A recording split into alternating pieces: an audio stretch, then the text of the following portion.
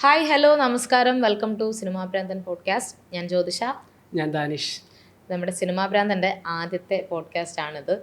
വളരെ സ്പെഷ്യലായിട്ട് ഞങ്ങൾ പറയാൻ പോകുന്ന കാര്യം തന്നെ നമ്മുടെ ഓണം റിലീസസിനെ പറ്റിയാണ്. നമുക്ക് എല്ലാവർക്കും അറിയാം, ഓണം എന്ന് പറയുന്നത് സിനിമാ മേഖലയെ സംബന്ധിച്ചിടത്തോളം വലിയ കാര്യം തന്നെയാണ്. നമുക്ക് എല്ലാവർക്കും അറിയാം, നമ്മൾ ഒരുപാട് നാളായിട്ട് കാത്തിരിക്കുന്ന വലിയ സിനിമ റിലീസസ് ഒക്കെ ഒഫീഷ്യലി നാളെ മുതൽ സ്റ്റാർട്ട് ചെയ്യാണ് ഈ ഓണം റിലീസസ്. എന്താണ് ദാനിഷിന് തോന്നുന്നത്? അതെ, നമ്മൾ വെച്ച് കഴിഞ്ഞാൽ 4 സിനിമകളും ഇപ്പോൾ അതിൽ ഫസ്റ്റ് മൂവി നമ്മുടെ ഹൃദയപൂർവ്വം ലാലേട്ടനും സത്യനന്ദിക്കാടും വീണ്ടും കുറേ കാലത്തിന് ശേഷം ഒന്നിക്കുന്ന ആ ഒരു എക്സൈറ്റ്മെൻറ്റും കാര്യങ്ങളും ഉണ്ട്. പിന്നെ രണ്ടാമത്തെ നമ്മുടെ ഓടും കുതിര ചാടും കുതിര അൽതാഫ് സലീമിൻ്റെ ഞണ്ടുകൾ കഴിഞ്ഞിട്ട് ഫാഫയും അൽതാഫ് സലീമും ആ ഒരു കോമ്പിനേഷന്, അതിൻ്റെ ഒരു എക്സൈറ്റ്മെൻറ്റും ഉണ്ട്. അപ്പോൾ നല്ല ഇനിയും വേറെ മൂന്നാമത്തെ പടം നമ്മുടെ ലോകയുടെ എക്സ്പെക്ടേഷൻ എനിക്കിതിൽ കൂടുതൽ എക്സൈറ്റ്മെന്റ് ഉള്ള എല്ലാവരും എക്സ്പെക്ടേഷൻ തരുന്ന ഒരു സിനിമ ലോകയാണ്. കാരണം മലയാളത്തിലെ ആദ്യത്തെ ഒരു സൂപ്പർ ഹീറോ ഒരു സിനിമാറ്റിക് യൂണിവേഴ്സ് തുടങ്ങുകയാണ് ഇതിലൂടെ. ചാപ്റ്റർ 1 ആണ്, ചാപ്റ്റർ 2 നെക്സ്റ്റ് ഇയർ ആയിരിക്കും വരുന്നത്. ട്രെയിലറൊക്കെ അടിപൊളി, വേറൊരു ഫീലാണ്. സൂപ്പർ ഹീറോ മൂവി മലയാളത്തിൽ വന്നിട്ടുണ്ടെങ്കിലും ഒരു സിനിമാറ്റിക് യൂണിവേഴ്സ് എന്നുള്ള രീതിയിൽ ഒഫീഷ്യലി തന്നെ വരുന്നുണ്ടല്ലോ ഇതിൽ.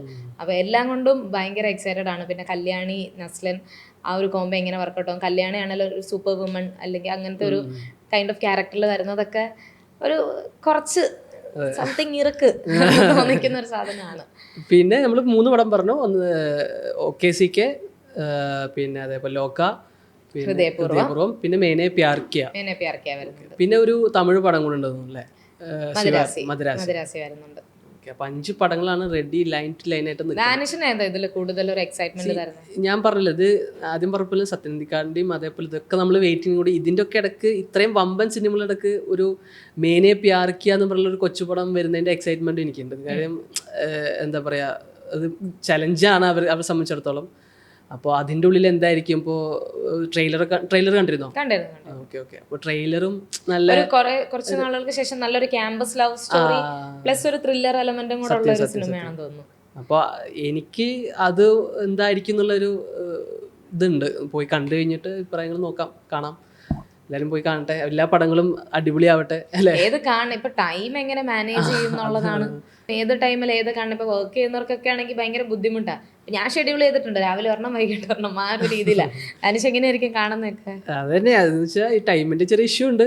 എന്നാലും നോക്കട്ടെ. ഇപ്പോൾ ടിക്കറ്റും കിട്ടാനുള്ള ഏതിലെടുക്കണം കൺഫ്യൂഷനാണ്. അപ്പോൾ 4 ഏതെടുക്കണം എന്നുള്ളൊരു കൺഫ്യൂഷനിൽ നിൽക്കുന്നത്. ഇന്നെന്തായാലും ഒരു തീരുമാനം എടുക്കണം. അപ്പൊ നിങ്ങൾ എന്തായാലും തീരുമാനം എടുത്തിട്ടുണ്ടാവുമല്ലോ അല്ലേ? നിങ്ങളുടെ തീരുമാനം അറിയിക്കുക. ഈ സിനിമകളുടെ ഒരു എക്സൈറ്റ്മെന്റ് എത്രത്തോളം ആണെന്നും അറിയിക്കുക. ഇപ്പം ഞങ്ങളുടെ ഒരു എക്സൈറ്റ്മെന്റും സിനിമകളോടുള്ള ഞങ്ങളുടെ എക്സ്പെക്ടേഷനും പറഞ്ഞു കഴിഞ്ഞു.